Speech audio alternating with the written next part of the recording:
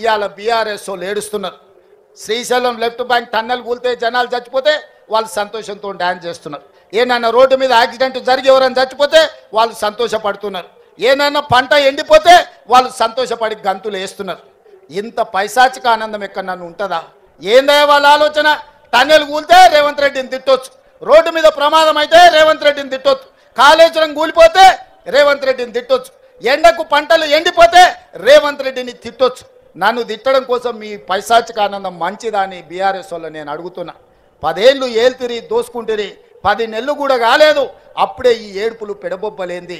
ప్రజలు చచ్చిపోతుంటే బాధతో ప్రభుత్వానికి అండగా నిలబడాలి.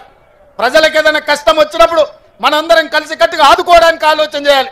ప్రజా సమస్యల్ని 10 ఏళ్ల పరిపాలన అనుభవం ఉన్న మీరు మాకు సూచన చేయాలి.